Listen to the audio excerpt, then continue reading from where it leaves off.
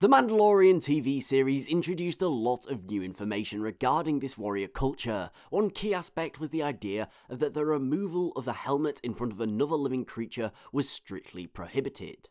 But why exactly is this?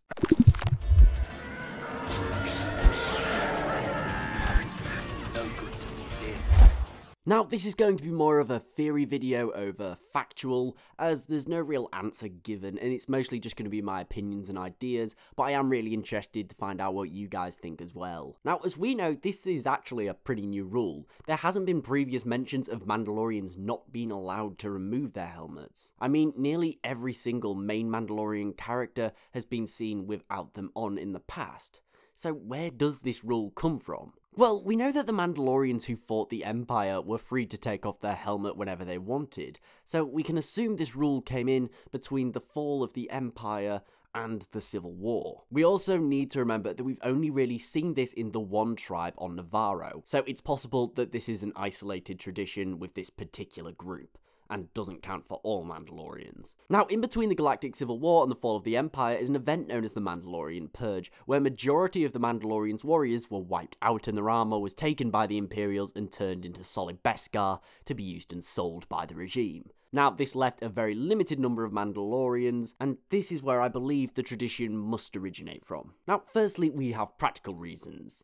With such few Mandalorians left, survival becomes ever more important. For this reason, saying you're not allowed to remove your helmet in front of others makes sense, because it stops some thug trying to make a name for themselves from just shooting you in the head out of nowhere, further decreasing the numbers. However, I do think that the main reason is far more symbolic than just not wanting to be killed and shot in the head. The Mandalorians at the end of the day were a dying breed. For this reason, it's important as a point of pride that they make it clear to the galaxy that they weren't all dead. Mandalorians are most commonly recognized for their helmets. For this reason, seeing Mandalorians in their helmets sends a very clear message to the galaxy. We're still alive, we're still out here, and we're still dangerous, regardless of whatever else you've heard. We also need to consider the fact that unity had apparently become very important. Mandalorians are supporting one another any way that they can.